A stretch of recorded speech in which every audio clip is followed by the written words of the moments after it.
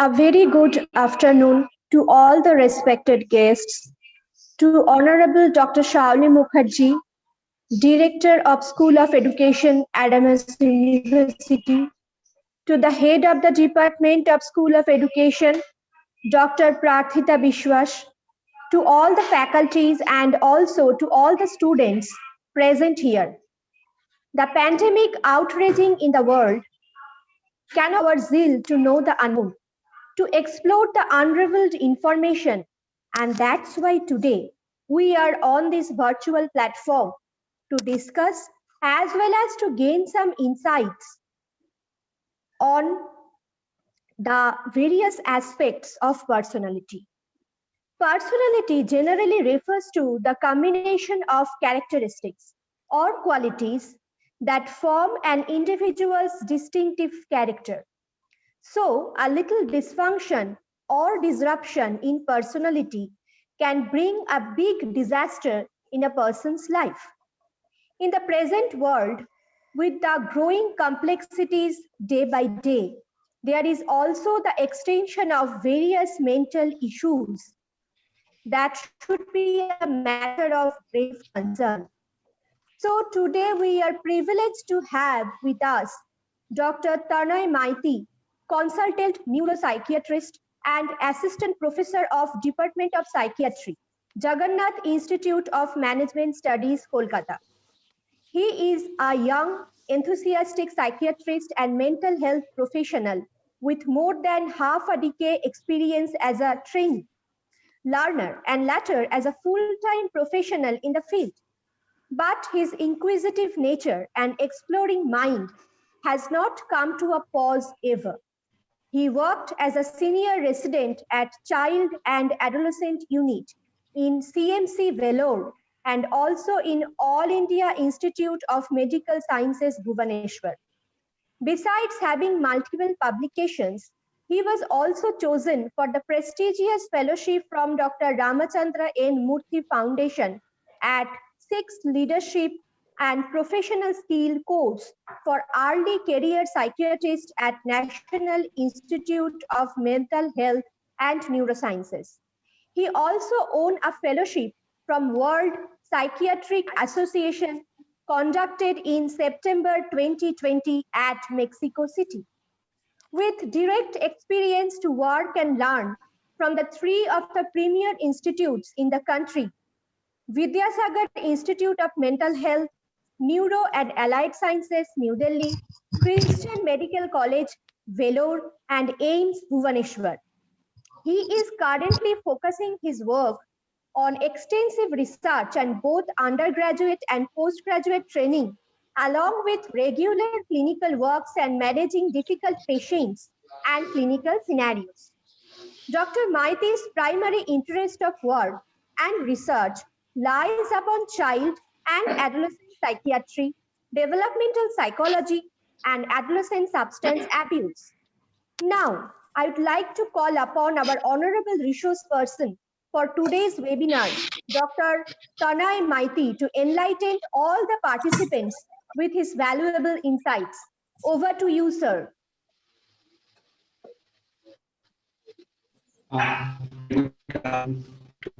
Adrija Madam, very good afternoon to all of you and respected space for page. Very good afternoon to Dr. Shauli Madam as well, and thanks for everyone's time, all the judges, professor, dignified personalities, and definitely my dear students. For a lovely introduction. As Adrija already said, as we told about why personality and personality disorder is important, but I'll just say a single line as we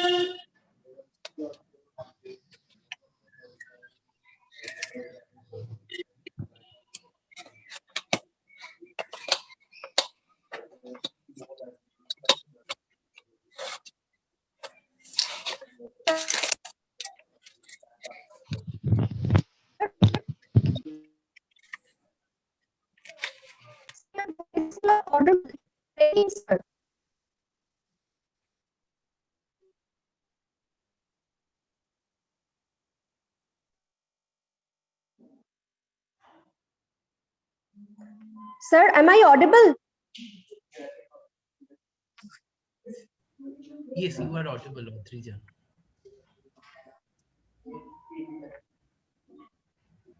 Actually, Tanay sir is not audible.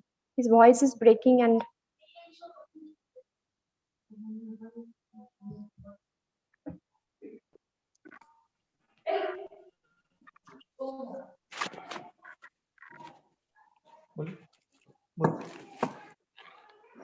He is joining again.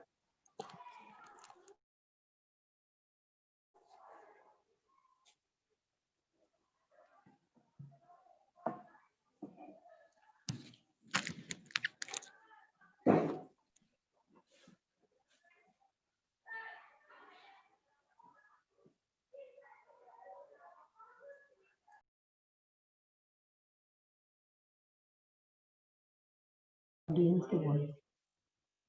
sorry for the interruption. The speaker is joining soon.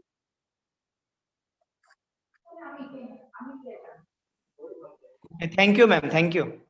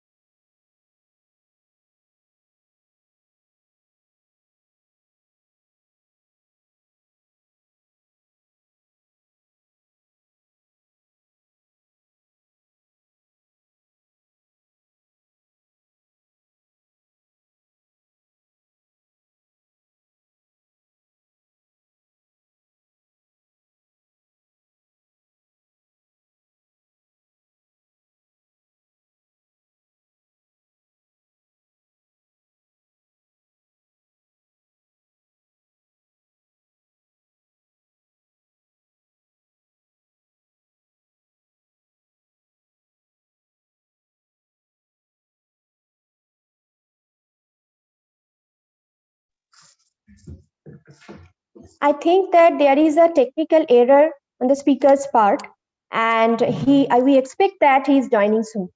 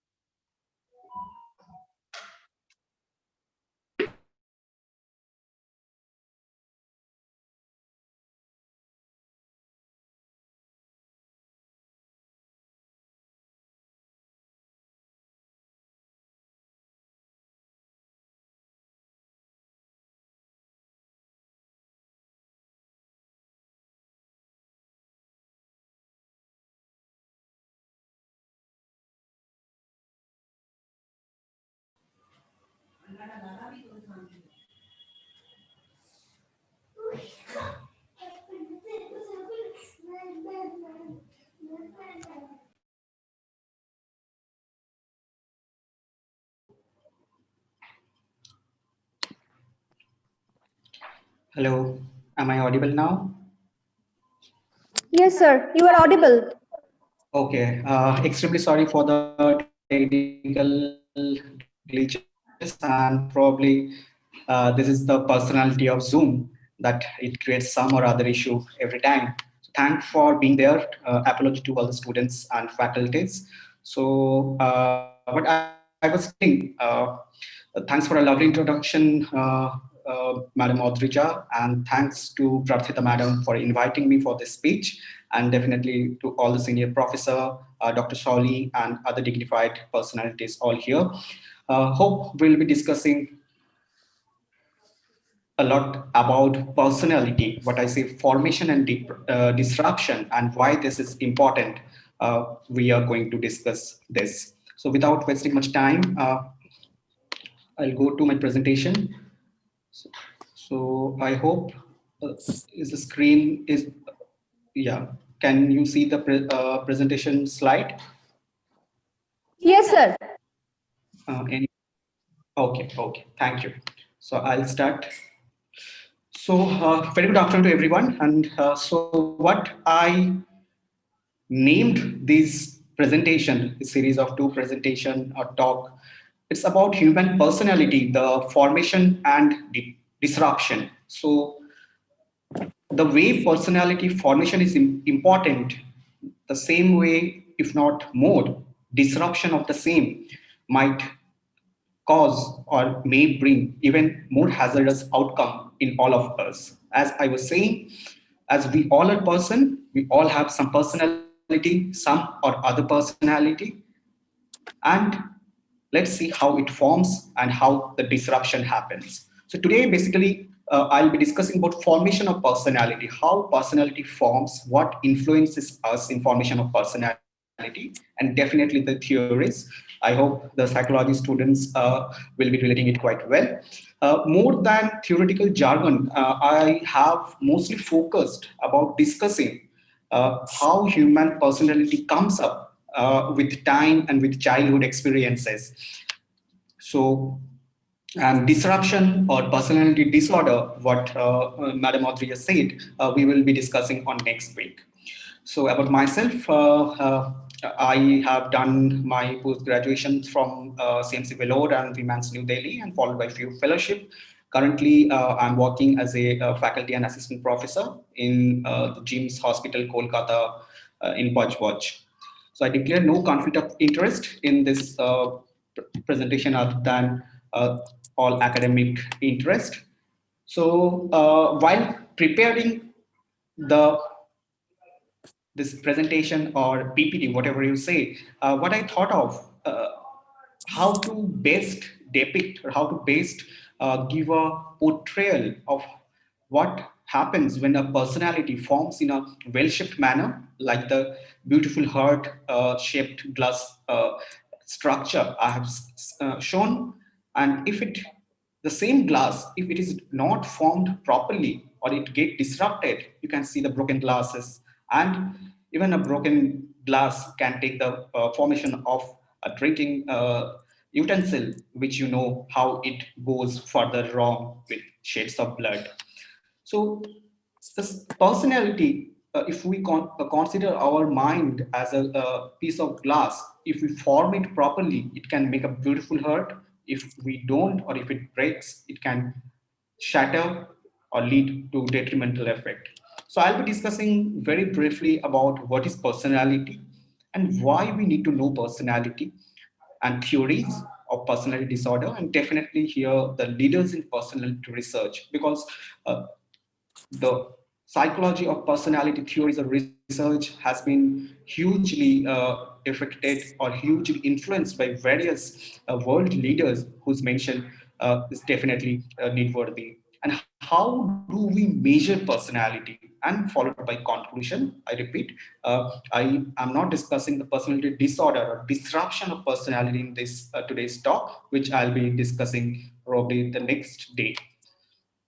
So this is in this two picture to start with. I have shown how a child, both a male child or a female child, how they grow up and how from childhood to adolescence to adulthood, then to old age, how they turns like this picture.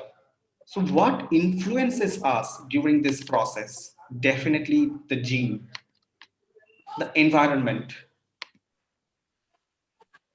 the substance abuse, or what we say addiction, what behavior we learn and do with time. We really can't avoid this world in 2021. And this is definitely the new age problem. As you can see, the person is locked into the mobile with the Facebook. So the gadget or the electronic media or the social media, how this is this addiction has caught us in our lifetime. And last but not the least, and probably most important, lots of unknown factor. So we know few things already about personality, what shapes our child, what shapes our adolescence and adulthood, but there are a lot of unknown factors yet, which probably the future researchers will bring out. So personality, what it is?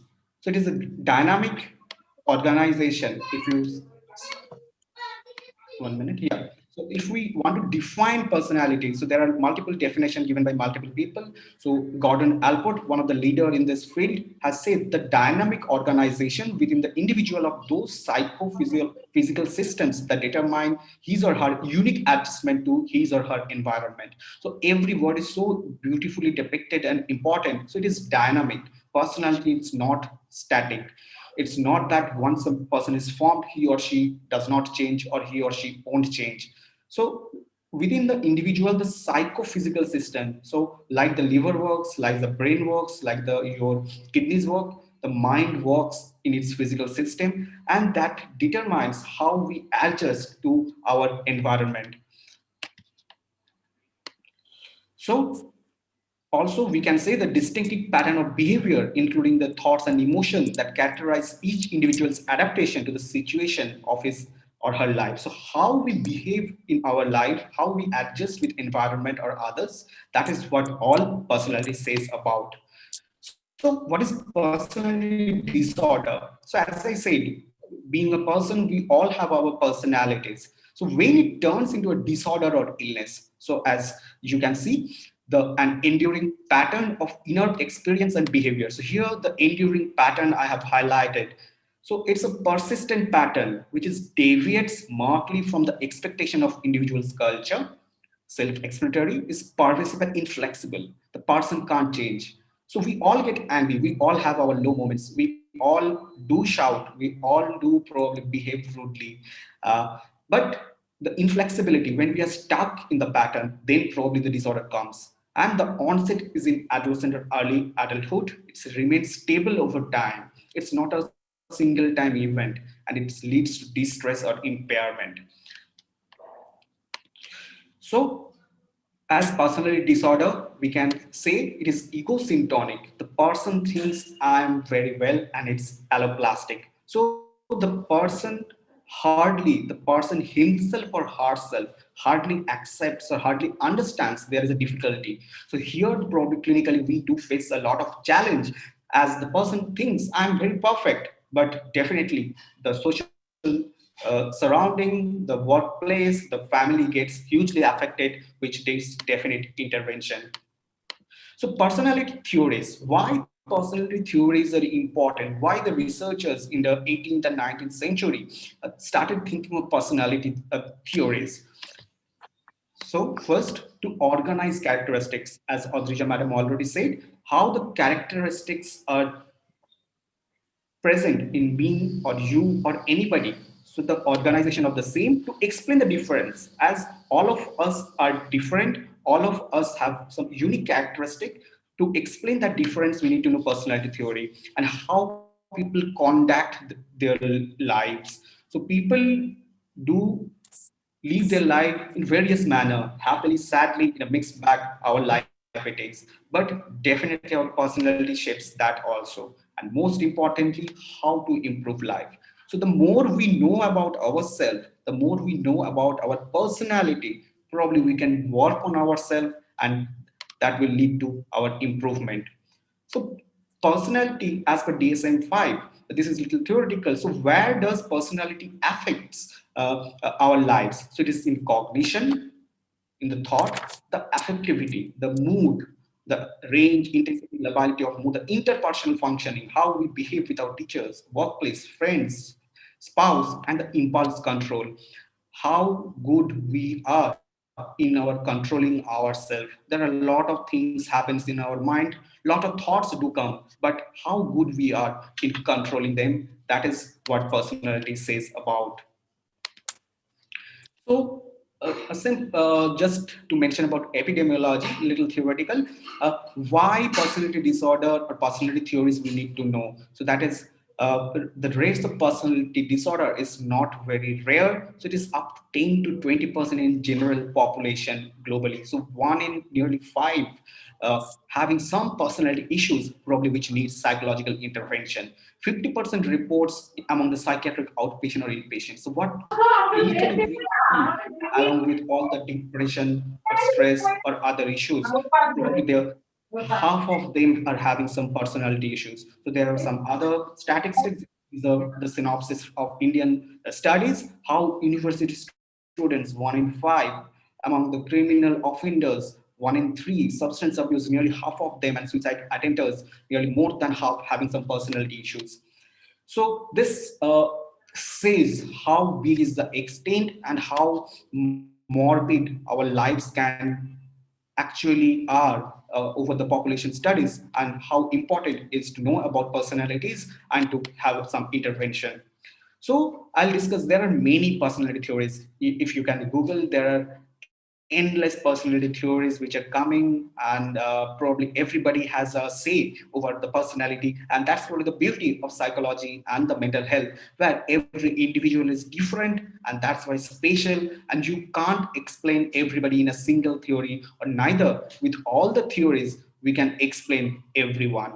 So definitely I'll discuss the prominent ones. First one, psychoanalytic ones, without which the personality theories will never would have got this prominence or this importance. The trait theory, the humanistic theory, and the social cognitive theory. So each of them, I believe some of the psychology students are there and they know how deep and extent these are. And each of them probably needs a day-long discussion and endless discussion, I will say. So in the limited time, I'll just briefly mention what it is and why we need to know some gist about it, and how that we can imply in our life. So this gentleman, as we all know, Sigmund Freud, without whom probably the science of human mind or psychology and even psychiatry would not have started. And this is the left side of the picture is the couch, famous couch, the couch he used for his psychoanalytic theory establishment is given in a picture. So definitely he is the godfather of the entire mental health and definitely personal theories as well. So this is a picture of how Freud used to do psychoanalytic theories and how he developed it. It's about a person who is lying comfortably in a couch to relax his mind, to make him feel better. Along with there is a Freud or therapist sitting behind his or her vision, so that the presence does not impairs the person, and it's a free flowing we say. So whatever comes to your mind, keep on talking. So the therapist with experience, with learning, with training, he or she will interpret it. So Freud, the three famous theories, the structural, topographical, and psychosexual theories, which is vast. So I'll just mention about a few things. So it is id, ego, superego, which is the structural theory, says about id, ego, superego. Then then the conscious, preconscious, and unconscious, the topographical, sorry, it got a little over clubbed, and the oral, analphalic, and latent, and sexual, or the psychosexual stages. So theoretically, these names often jumbles up. So I'll just try to make it simple and discuss as simple as I can be. So to remember these three in the somewhere in the end of 19th century and the beginning of 20th century markedly changed the thought, the way we used to see human mind. So the psychoanalysis of the Freud theory of personality, the structural theory, it says about id, ego, superego. So as we know, I'll just explain with some picture. It is the what is there in our core mind, the energy constantly striving us to satisfy basic drives, pleasure, the pleasure principle, what we love to do. If we have given choice without any limitation, without any social barrier, whatever we want to do, the pleasure, the ultimate pleasure, what it talks about. Ego, it says about the seeks to gratify the id in realistic way, the reality principle. So what we can ultimately do, I'll give a very simple example. If all of you are bored with my talk by now, so you can probably leave the meeting, and I hope your teachers are not actually will be very scolding you. But even if you do want to, in case you can't leave the meeting, or in case you can't bunk the class, then the ego comes, that reality, what in reality I need to do, and the superego, the voice of conscience, what our soul says, or what our probably the higher cognition says, and what we should do. The should word comes here, and the perfectness comes here. So mind is a balance, what Freud first says about id, ego, and superego, which later he turned into the unconscious, conscious, and preconscious mind. So as conscious mind, we can understand easily the preconscious mind, which stays a small part above the surface. It is readily accessible, the preconscious mind from the conscious mind, and there is a huge iceberg below which says about the unconscious mind. So consciousness thinks on the focusing over what we need to do, and preconscious says about what is currently in mind but we are not focusing, and unconsciousness says about what we are unaware of. So there is also psychosexual stages. So this I will try to, this is a little complex, but I'll try to explain in a possible simplest manner. So Freud explained or hypothesized our life goes on with some stages where some fixity happens. The psychosocial stages, fixity, or the focus over that part of the body in the journey of our life. So that is oral, anal, phallic, latency, and genital. So you can see the ages where the child, if you give, I'll give the simple example, when the child, you give something to a child, child will put in his mouth.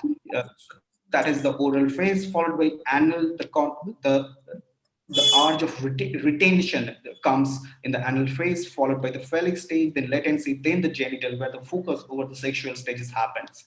So I'll just try to, this is the picture, which if time permits, we can discuss later. So this is the tripartite model of personality, where you can see Freud or later the researchers tried to club it in a single model, where you can see that iceberg of id and superego is below the ocean, where we hardly know about it, and the ego is there, we know the ego. And if you can see the conscious and preconscious, conscious is there in our mind, we know about our conscious mind, preconscious is easily accessible, but like the id, the unconscious is hardly accessible, and we hardly know about what is going in our unconscious mind, and there comes the real challenge. So here also uh, the combination of psychosexual and the topographical and structural model, the ego develops in oral anal stages along with it. When the child is very new, very nascent, then definitely that talks only about id and ego. And the more we grow up with age, then the superego comes. What we should do, what could have been better? This question comes with age and experience. So then the trait theory. Trait is characteristic. So if I want to say in a single line, what is there inside our mind, inside in our thought, which makes us the person, which makes us our personality. So it says about source of information about personality, cause of behavior and thought and feeling, and outlook on humans and comprehensive of theory. So this sounds a little complex, so I'll just discuss in brief. So it's about there are lot of hypotheses, lot of researchers and proposals, but definitely the Ising's model is very important. So it says about our basic nature, how we are. So it's like introversion versus extroversion, or in a simpler word, introvert and extrovert. So what we like, if I like to spend my time with myself, with my book, in my library, no harm in that. Or I might be this completely different, outgoing and outgoing person who loves to party, who loves to go for traveling, who loves people. So that is also a definitely trait of us. So Eisen says about a wheel where you can see the introvert, extrovert, and stable and unstable, or the neuroticism or emotional stability, he said, which makes us the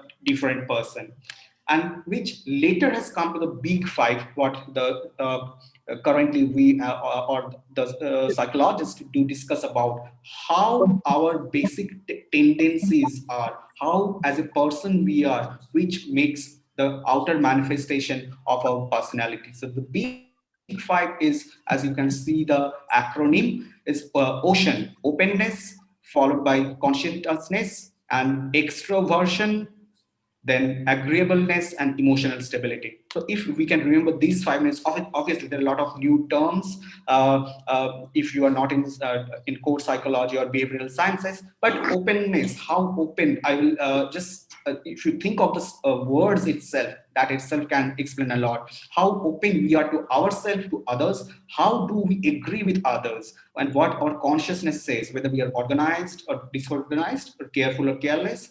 And extroversion, how what I already discussed, and emotional stability. We all do face stresses, we all do have our life worries and difficulties, but whether we can deal it calmly, securely, or on the other side, anxious or insecurely. So next comes the humanistic perspective. So I'm skipping from one to the other of the theory very fast. So I'll be waiting for the questions from the audience.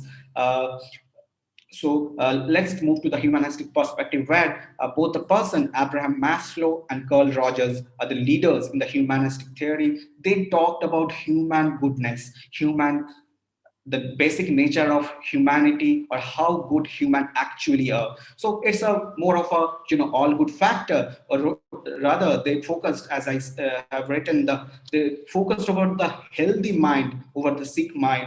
And to the Carl Rogers came first, who said about person-centered perspective, as an individual, what we feel to do and how good or what maximum good we can do to the world. And Maslow says a little different from him, says about self-actualizing person, what purpose we do find in our life, how do we drive ourselves to find the purpose of our life. So this is more focusing about the positive psychology or the healthy mind. Till now you can see we were talking about what is happening inside the mind, or unconscious mind, preconscious mind, or what is there in it, the darker part of our mind. Here, what human, as a sophisticated or a good human, how do we think? So the humanistic perspective, Rogers says about self-concept, where the concept about self, how our image or perception of ourselves, we all know, at least to some extent, who we are, what we like or dislike, or what we prefer or not prefer. So this concept of self, how we have an image of ourselves, and we know ourselves probably the best. So the self concept drives us, and that says about the person-centered perspective of Rogers, where Maslow famously said about hierarchy of needs. I'm sure a lot of you has heard of it, where Maslow said, which is very so beautiful, even in today's world, that we drive our life by the needs, what we need. The physiological need comes first. If I don't have food, water, a place to stay, or oxygen to breathe, there is no question of good, bad, or anything comes. So the basics, the physiological basics comes to the first tier. Then the second in hierarchy, the safety or the security of body, employment. As we can think how important and how relevant this is, even nearly 70 years after what Abraham Maslow has actually proposed. If we have a safe home to stay, if we have some money to live, if we have a regular job, life turns easy. If we are not having any of this, definitely the later stages cannot come. So once our life is secured by physiological needs and safety, then comes the love for the need for love or belonging. Then we think of something more. We think of having friendship, we having family, having intimacy. Then come more complex or the more self-centered or self-actualization, what I say, the esteem. We all have a self-esteem. We want to feel good about ourselves. We want to actually do good to both ourselves and others as well. So probably situation sometimes does not help us to do that, or situation is sometimes complex, but basically that is, I believe, very confidently on Maslow over this nearly more than 10 years by now in psychiatry, that we actually always want to do good with others given the choice, but probably life or the world is not that fair. So it talks about esteem of self-esteem, confidence, achievement, etc. And then comes the self-actualization, what I was talking about, the morality, the creativity, spontaneity, the problem solving, the all good factors. So if the world would have been the ideal place, probably we would not have ever fought, or we would not have ever involved in anywhere war. But definitely there are some problem which, or some or more rather problem which lies there in our everyday life, and which makes us going below, or when there is a struggle of physiological needs or safety, then probably the upper tiers or upper items in the hierarchy get hampered. So very simply, if there is a less resources, or I don't have enough money to lead, or some person don't have a job, don't have a basic money, obviously then the self actualization won't work till we ensure the safety and physiological need of that person.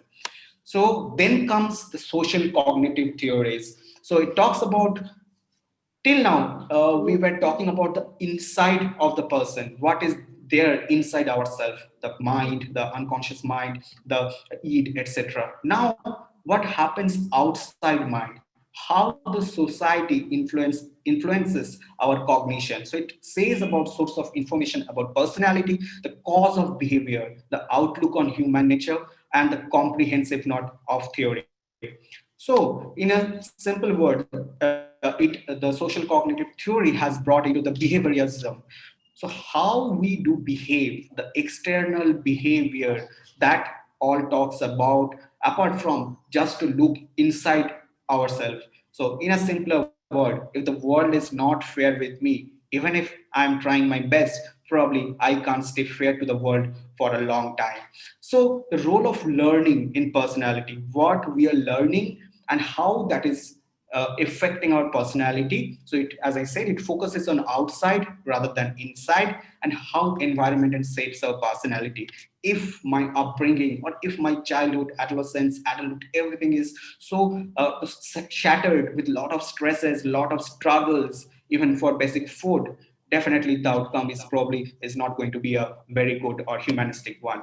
So two person I'll mention, it's about Albert Bandura, who said about self-system and self-efficacy, and Julian Rotter says about locus of control and external internal. So self-system, so Bandura proposed, these are the the biggest name probably in the social cognitive theory. This is, we all have a self-system, we have our own way to perceive things and act out. And the same way Rotter said about the locus of control, anything happens, who holds the control, whether internally we ourselves hold the control over the situation, or the control is there externally. I'll just give the probably the possible simplest example.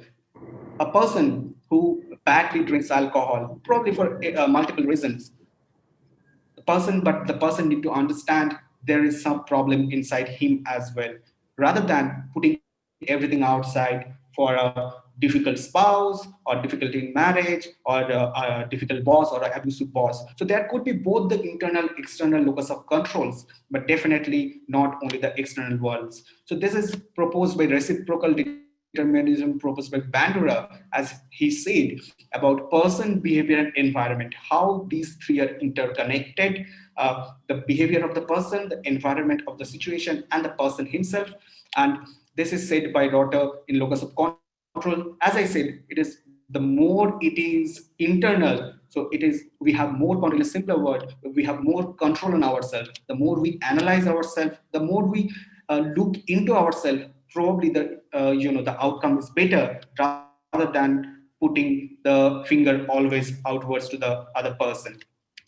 So the reciprocal determinism says about, as a very simple picturized example. So if I am bad with some person, the aggressive behavior, probably the interaction will come angry, and definitely it won't end into a pleasant interaction. But if I'm good with the other person, if I'm good with a stranger, probably the outcome is more likely to be with a warm interaction and friendly behavior. So these are the theories, I said, the psychoanalytical trait, the humanistic and social cognitive theories.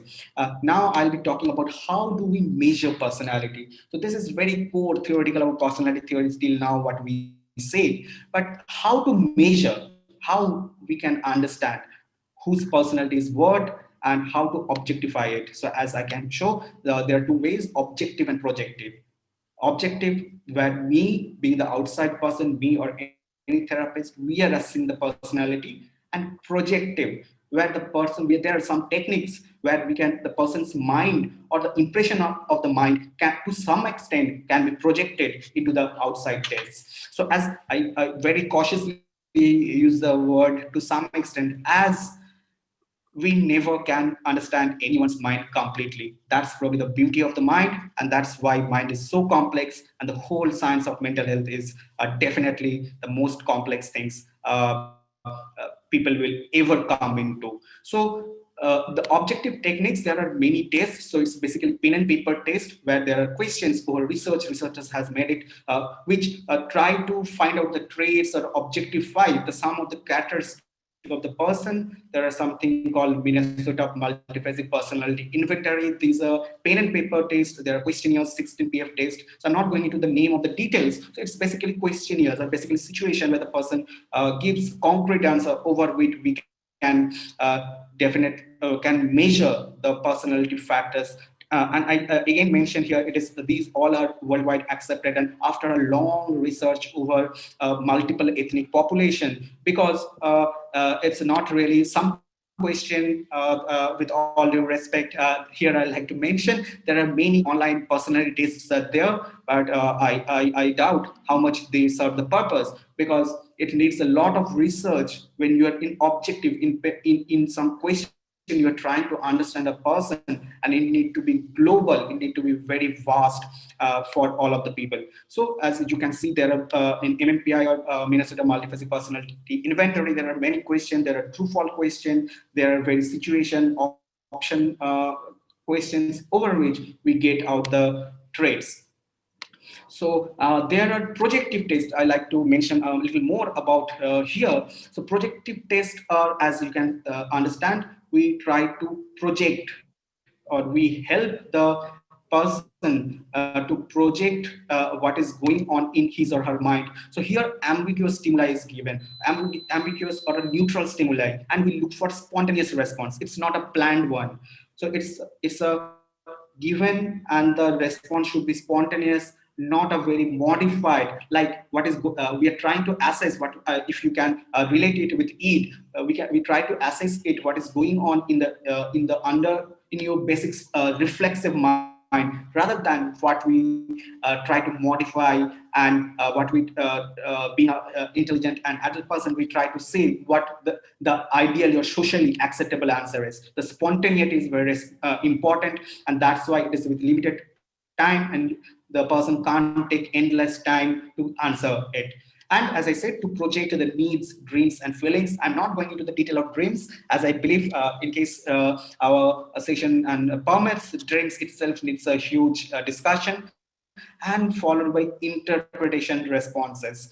So there are controversially of projective tests as well as a lot of theoretical or very realistic or humanistic psychologist researchers. They do say these are the psychoanalytical assumptions, and obviously there can't be any foolproof or 100% confirmation of that's like we can say this is what exactly it means, or this is what exactly in this person's mind going on. So obviously there are options, there are chances, but these are definitely important as well. So two very famous, most important, and most widely used projective personality test. I'm sure you have heard of it. The Rorschach and TAT test, the thematic perception test, is the most important ones, and we do use clinically very frequently. So I'll just show some of the pictures. So these are the some ink blot. As you can see, these are the bilaterally similar. So it's like an ink blot, and you fold the paper and then you take it out, then we try to interpret it. So it might sound a little different or weird to your rational mind, but Rorschach is definitely more than just some ink blots, and definitely it has a very important and good clinical application as well. So these are the examples, and these are the some example of TAT test. As you can see, some of the pictures of situations, some people are there, and I will just show a little bigger picture. So there are multiple pictures, cards, TAT cards we say, and as you can see, the cards do say a story. So we try to understand a person's mind by what the person is thinking about this card. Like we do ask question, what was happening before this, what is happening during this card, and what will happen after. So it's about a imaginative mind, and with the neutral frame of this card, we try to analyze how this person thinks. That's what in a single word, if at all I can explain TAT. Definitely, as I said, these two needs a lot of application, lot of theoretical discussion to understand properly, but definitely these has their own roles. So this is a proper Rorschach card. So I'm sure, rather, I'm guessing at least half of you are thinking this is a picture of a bat, a full-winged bat. And believe me, that is the most common response, but that's not the only response. We do get different responses, and the responses, there are substructure or partial segment of this picture. This is the most famous card one of Rorschach. So we ask what this part is mentioning. We ask free answers to the clients or the patient, whatever you say. So that way, there are a lot of module which are there, which says what means what. So yeah, so if half of you are thinking this is a bat with a full winged spread wing and not a very pleasant picture, so probably I read some part of your mind as well. So this is not an ink blot. So this is Mr. Hermann Rorschach, one of the most handsome gentlemen in the history of mental health, and definitely not a very serious one, and somebody who is always thinking like a Mr. Sigmund Freud. But unfortunately, Rorschach died very early in his early 30s. And more interestingly, Rorschach though first proposed this ink blot technique and became the phenomena of in the field of psychology. But the interpretation came in the following researchers, and we hardly actually do know, because Rorschach himself had very limited paper about, or limited paper of applications about what he exactly wanted to see into the ink block tests. And obviously in the era of no computer and internet, the data is also limited. So here the ink blot is techniques are itself is a mystery, as we never know what Rorschach actually wanted to see and how we, his followers or the researchers, actually interpreting his technique. So what did we learn? Hope we have learned a little bit. So theories more than the personality. So I wrote theories are even more complex than the personality itself, and mind get influenced by many. So there is endless things goes on in our life, in conscious self, in unconscious and preconscious self, which get influenced and shapes our mind as well. Next. every human is special, so is his or her mind. So for me, as I say to all my clients, there is no good or bad or right or wrong human being, except the very concrete one like criminal offense or murders. But every human is special, and his or her thought is special, and there must be some reason after the thought. So without being judgmental, we need to understand the human and the very special mind of his or her. And definitely there is a lot of unknown factor are there which are still we need to explore, we need to know, and more research is needed to understand the human personality. So the question marks do remain, which is definitely will remain for more than next 100 years, if not even more. So I will end today's talk with a quotation by the grandfather of human personality theories, Mr. Sigmund Freud.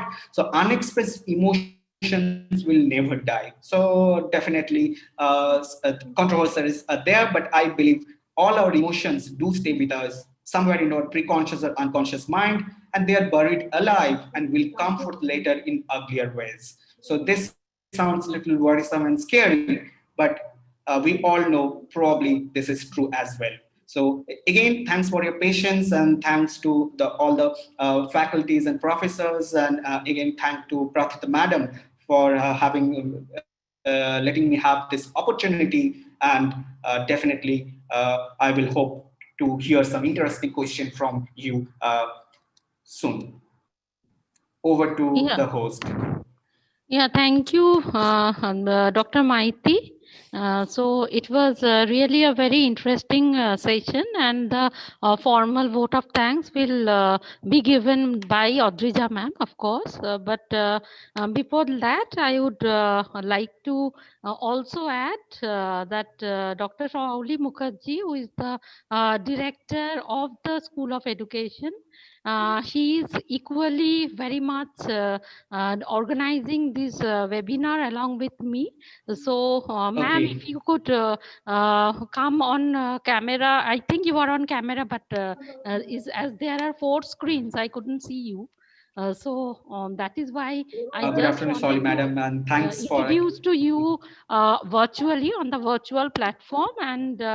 And actually, Shauli ma'am is basically a motivational speaker as well as a creative education thinker. This is according to my knowledge and belief. And she has taken a lot of initiatives.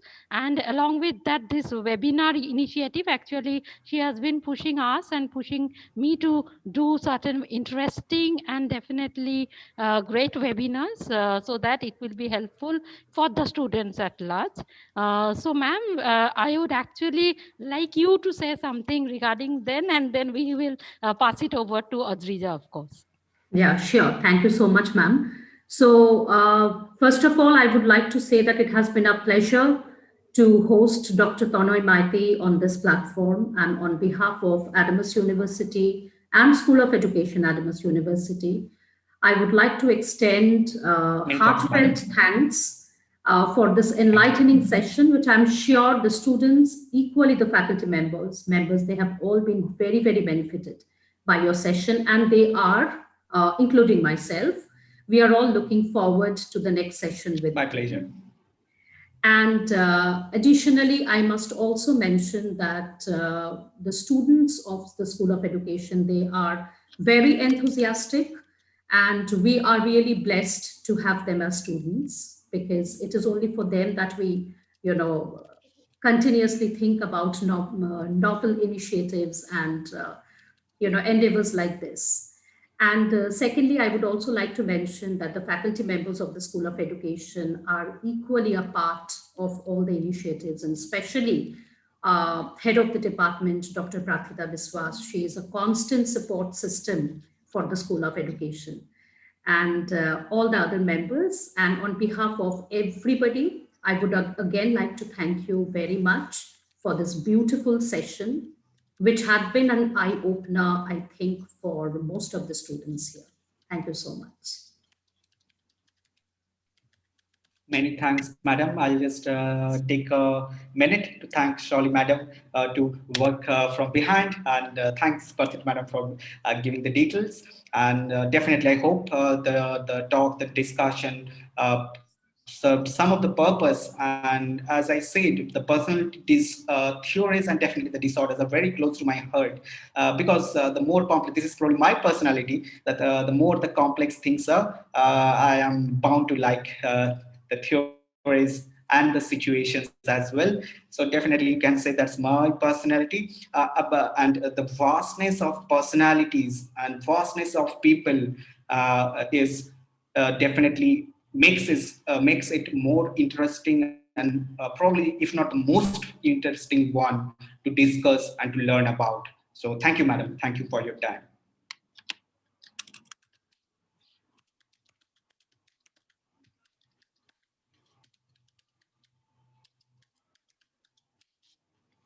Yeah.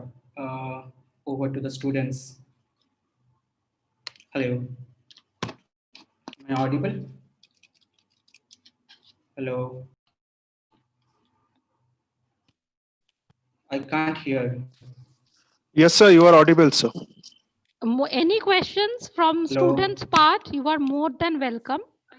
Thank you. Sir, Thank you. Yeah. sir will be definitely glad to have your questions because he likes interactive sessions. So we all have already Absolutely. told Absolutely. you that sir will be liking the interactive session. So over to you, students. The forum is now open. Yeah, you can ask any difficult questions. So I will try to deliver best as per my knowledge. But definitely, as I said, the question marks in personality theories and the disorders definitely is there. So there is no 100% answer explanation to anyone's personality. So over to the students. So may I ask you one Hello, question? sir. I'm Orko, semester Yes, one, please. B.Ed. Yes, Argo, please. So, Please so go ahead. whatever little we have learned on this concept as well, not only from your webinar today, but since it's part of our curriculum as well, one question that have constantly kept me awake at night is, all right, we are learning about personality and personality types. That's all right. But when we will deal in future with our students, I think it's very important that we not only make them aware of it, but more importantly, we should make their parents aware of it. So how do we approach parents given the all kinds of limitations that we'll be working with? Because I don't think, especially what I've found out about Indians, we are not really open about the mental side of life as we are open about the physical aspects. So how do we approach Absolutely. the Absolutely. parents? Because we just can't go to our students and like say you have to listen. So what we should do? Absolutely. I think that's a very important question. And even after 10 years, we are facing challenges every day. And probably that's lies in the field itself, and that lies in the context itself. So about approaching, giving a concrete answer, we say when a lot of people do ask me, when do we understand we need a psychiatrist or psychologist or many mental health intervention? So my answer is very simple. Till you can manage, you or your family or with your friends. Your friends are also a very good support of yourself, and probably the biggest counselor for yourself. So till you can manage yourself with your system, definitely you don't need us. Nobody loves to see a doctor, believe me. uh, Especially in the hospital. But if you can't manage, by the word I say, you can't manage, if you can't manage yourself or you can't manage your relationship with your in your circle, then probably some intervention is needed. And we uh, mention about 2Ds: distress and dysfunction. These are the 2Ds which is important where the intervention is needed. So talking about the children, if there is some distress in the book, either in the children or in the parent, the child might be very happy, but he or she is very disruptive, then the parents are distressed and disruption. If the academics is not going good, if uh, the work is not going good, if the life is not going good, then probably some intervention is needed. So definitely I accept with Orko, a lot of denial is there, and I won't say treatment, I won't use the word treatment, but bringing for intervention, bringing for even for some discussion probably is the toughest hurdle we do face every day. And I don't see this as a blind love for children or ignorance, but it's rather difficulty in awareness and difficulty in understanding as well. So definitely that's a part of our job as well. So I say to everybody, if I have a fracture of my leg, the doctor need not to come to me, I will run to the doctor. But unfortunately, if I have a fracture of mind or fracture of my psychological health, probably then others need to notice and other needs to be proactive to bring attention to the proper professional or proper help. I hope my answer gave some clue to your question. Absolutely, sir. Thank you so much, sir. Sir, Pleasure. I have one question. May I? Yes, please. Yeah. Okay. So, very good afternoon, sir, and to all my teachers. So here it's Shreyoshi Mitra from third sem. So my question to you, sir, is in the beginning only you say that personality is static and it's not dynamic. But so we have seen many individuals that suppose an individual from a rural area when goes to study in a city based area, so he or she have to adjust. In order to adjust to that culture, to that society, his or her personality automatically changes in order to cope up. So here too, the personality is changing. So how can we say that personality is static, or we can or No, can we I say think. that it's the attitude that brings change in the personality? Well, if I think very, very well pointed out. But if I go back to my presentation, I said the first word is dynamic. Personality is a dynamic stature. So personality is never static. I'm sorry if I have been misunderstood or I said something different. So personality is not all or none phenomena. Personality changes, as very rightly said by Shreshi, and the very pertinent example what she has given. We do change in our life. What I was in my early 20s or even before that, definitely I'm much different now, irrespective of my hairline, thinning hairline. So not only external appearances, our inner soul and inner characteristic, inner thought do change, and we do cope up differently, and that's what the beauty of the personality is. And earlier there was a thought, or people used to believe what personality is being made once you reach the adulthood, maybe in your early 20s, it never changes. But later researchers have seen people do change. The correction or modification or coping better way do happen. So it's not a personality disorder, it's not an end, it's not a like there is no hope or this person won't change. The person do change.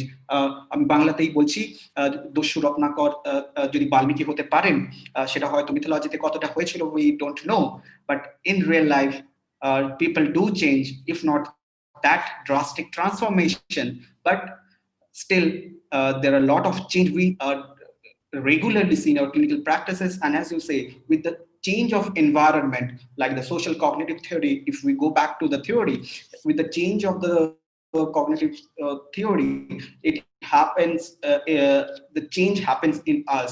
So a person who was very shy, I was going through some post about one of the famous, I'm not taking people's name, who is one of the most prominent TV anchor, journalist, or whatever you say, somebody from the eastern part of the India, who is into the middle of controversy since very long.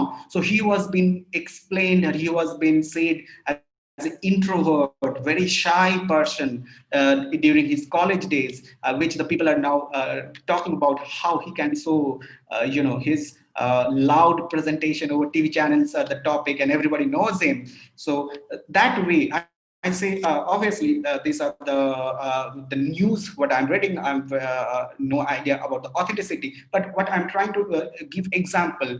People do change. What we are even now, even somewhere in early 40s or even late 40s, there is I never believe and I never believe there is a no option of learning or changing, and I'm a hard supporter, or I strongly believe on based on my experiences and as I have seen, option of learning, option of shaping ourselves, option of a better coping is always there, and that can happen lifetime. There is no end of learning, there is no end of trying more and being a little better, and being a better person, being a better person with a better coping.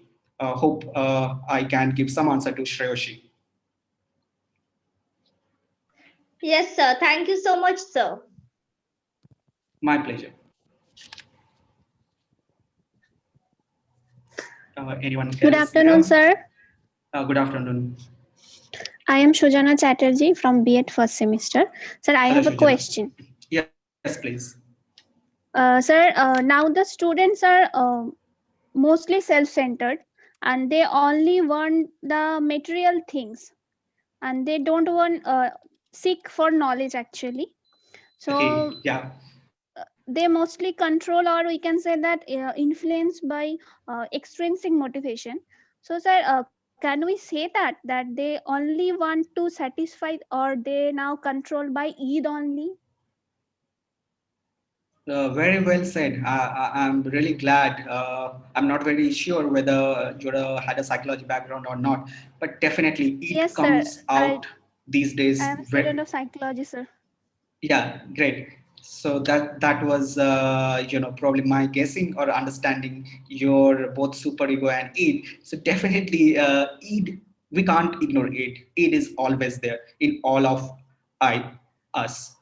We all know how bad we are. I'm using the word bad very consciously. How bad we are inside, and how what all disaster or what all probably unacceptable things we can do given the choice and given there is no limitation, no social restriction. We all know that, and probably there are more which we still don't know, that is in the deep inside the iceberg of mind. But we do control, we do understand society, the limitation, the restriction, the basic norms. So but definitely deviation is happening, as you can see, the violence, the trauma, the sexual violence especially, where uh, uh, the brutal manifestation of sexual violence. So definitely the no violence is accepted ever, but the nature of violence is happening over time. What used to happen 20 years back is very different, and that also says how prominent the id is coming out. So I just like to mention one more sentence here. So when do it comes out? So probably if we think again, put it into the humanistic Abraham Maslow's hierarchy, when the basics are not met, when it's not absolutely, I'm not saying if basics are met, no violence will ever happen or it will never come out, but definitely there are I will say a disparity or mismatch among the needs or what is their preferences or hierarchy of the individual person. And when that is hampered, or that is not well maintained or so well supported, I'll say, then the it comes out very badly. And you're very right, these days it is very prominent, and probably the iceberg is coming out. Say it more than global warming, it is probably the global warming of our mind. Our mind is more naked these days, our mind is more exposed these days. And the matter of concern is the mind is we are not much bothered about it. So even if we know all the limitation, even if we know what much or what maximum we can do, still the it is taking the prominence or the leading role. So there the concern lies. Over to Shujana. Okay, sir. But sir, as a teacher or as a school counselor, how can I guide them? Well, that is the question of lifetime. I will say I didn't discuss here about temperament or childhood characteristic because that is a very different construct. So I will say definitely guiding and say parenting, guiding, or being a role model or proper teacher. You all know how hard the job is, and definitely it's turning even harder. But with this also, I will say understanding, listening, and giving and more than giving, having the opportunity to the child, to the individual, or to the adult, anybody, to explain himself or herself, or to listen to him is very important. And if being a teacher also and being a clinician, a doctor or therapist, we also need to be very non-judgmental. No fixity should be there in our mind. This is bad, or this person is bad, or this can't happen. We need to understand why this is happening, and definitely, believe me, it is not very easy. If later we can if we can discuss about transference, counter transference, there's a lot of technical terms. Definitely we ourselves are human individuals as well, so we are not beyond every limitation. So but still, keeping ourselves neutral and understanding the person is probably the most important thing, rather than judging the person or judging the every act is the most important thing. That's what I will say I have learned, and I am teaching to my students, and I do practice in my clinical experiences because at the end of everything, I will always believe every human being is a good person. Everybody is a good soul, and everybody wants to stay good, wants to lead a good life. So we should give the opportunity. Being we, by we I mean the society, the community, the entire world should give the opportunity or the chance to live in a good manner, and to chance to rectify. Once a wrong date is never a lifetime wrong date. So give chance of correction, give chance to improve. So that I believe is very important. Thank you, sir. Thank you so much, sir. My pleasure. Good afternoon, Any sir. more question? Yeah, good afternoon, Good sir. afternoon. Sir, Good myself, afternoon. Nonigopal Devnath from Agartala. Actually, I am Good afternoon, speaking Mr. from Nandgopal. Agartala, state of Tripura. Okay, nice Yes, meeting you, sir. sir. Actually, myself, yeah, thank you, sir. Myself, physics teacher, teaching in a higher secondary school and doing PhD at Adamas University in the Department of Education. Sir, Okay, sir. whatever you have explained about the human psychology, id, ego, and superego, that was excellent session, sir. Excellent. But sir, I have some confusions about the attitude, because sometimes I suffer with the attitude of the students in the classroom situation, which is not in favor of the other students, and of course not in favor of the classroom situation. So that's why, sir, my question is that how we can change the negative attitude of the students, and which factors are influenced by attitude which is not the suitable condition, and that attitude affects the others. Sir, this is my question, how we can change attitude, Well, which factors is I affected. must say this is a very tough and very difficult question to answer in a short span. So definitely, uh, dealing the adolescents or children is probably the most tough job, being a teacher or being a family member. As you can understand, adolescence is a change of everything. So I will say to identify in a very clinical manner, or in a very therapeutic manner, what we do actually do to identify the problem behavior. What are the problem behavior, or what are the unacceptable behavior, like hitting others, using abusive word, and sometimes substance addiction problem. Addiction problem happens even in the children. So these are really not acceptable. We need to change. So we do note, we do point out what are the things we need to change. And then if you talk clinically, we think about the ABC model, the antecedent, behavior, and consequences. So for every behavior, why this is happening, what was the antecedent? It could be an immediate antecedent, it could be a long-term antecedent, and consequences, what it is leading to.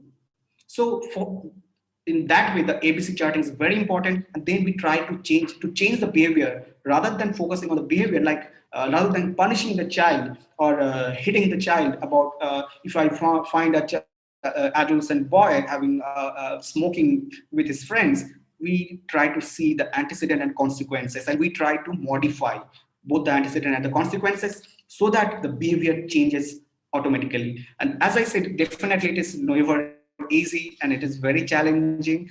And but if we focus only on the behavior, if we try to change the behavior only, especially for the adolescent, you all know how difficult it is to change an adolescent's behavior. The adolescent child turns even more rebel. So we avoid conflict. We try to modify the behavior. We try definitely a lot of counseling, treatment, needed medicine. Everything is important, but we try to change the antecedents, why this is happening, what are the possible reasons this is happening, and what are the consequences. If we cut the consequences technically, therapeutically, then the behavior changes. And believe me, it works. It takes time, no doubt it takes time.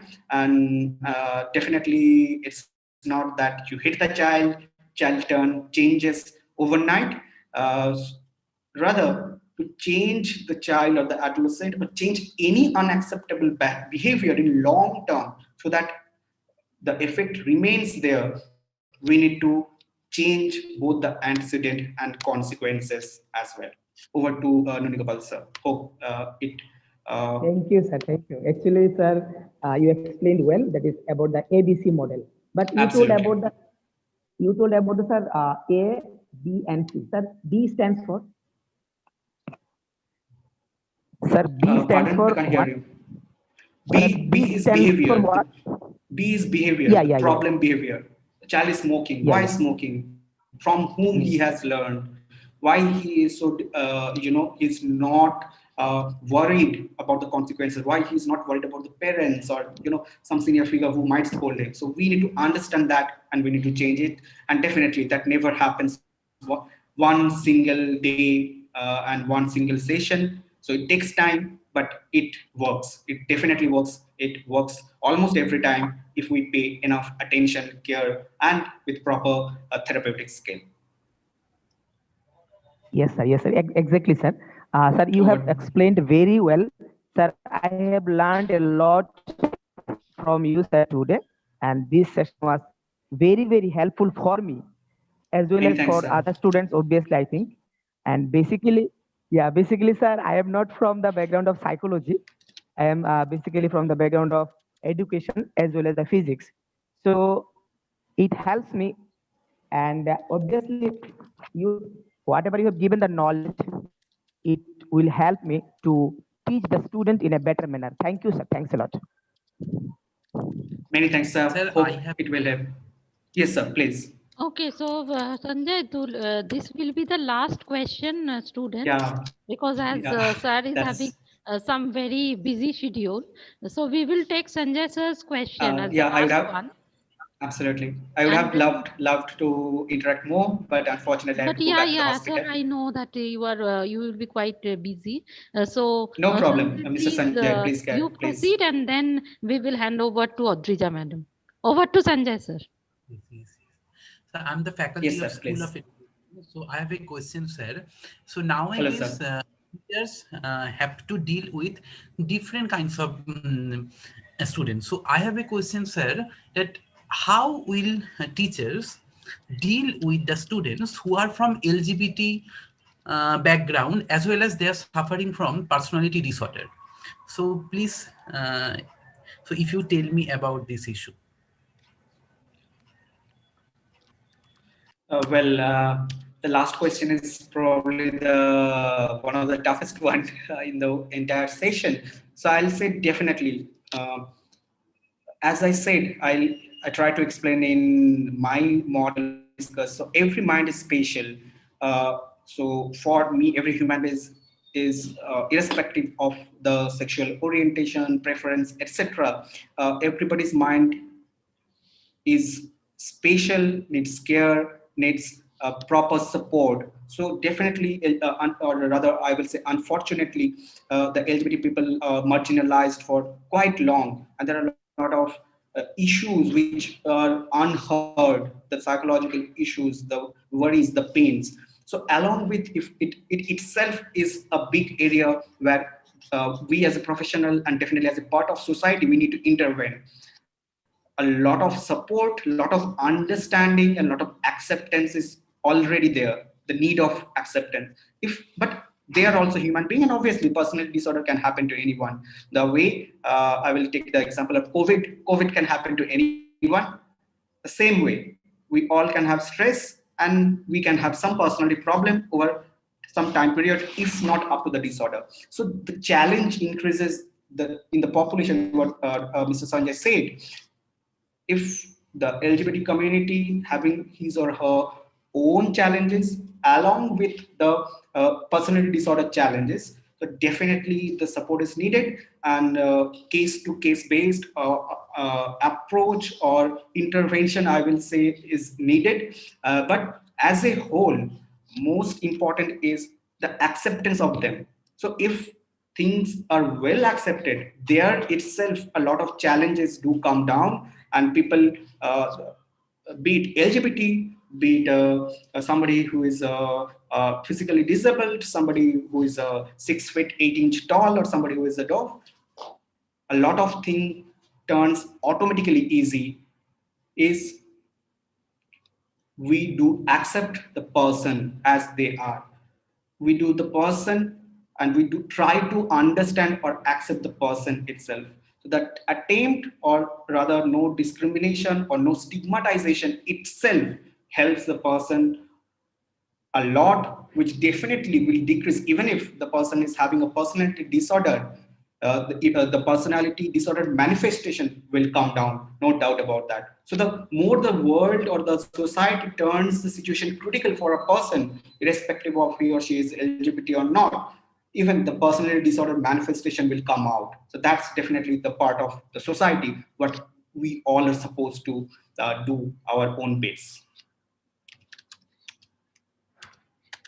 Thank you, sir. Over to Sanjay sir. Thank you. Yes, over to Prarthita madam. Thank you. Thank you very much, sir, for such informative and nice session on personality. Many for thanks, a student madam. As well as for a teacher of education, such knowledge and information about personality, its function, and the problems that occur due to its dysfunction become the matter of utmost importance.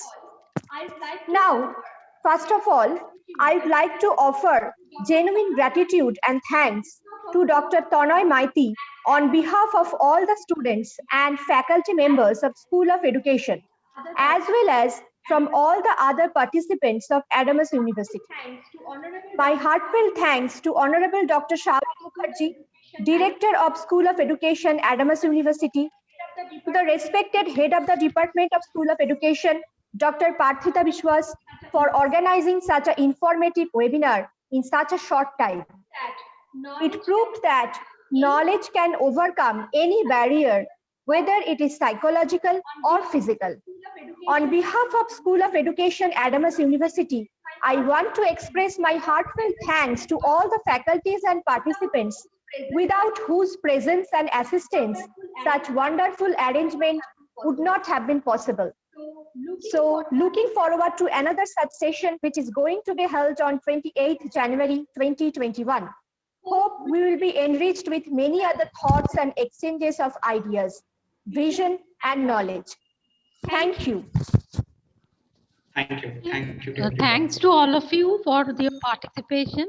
And we look forward to Dr.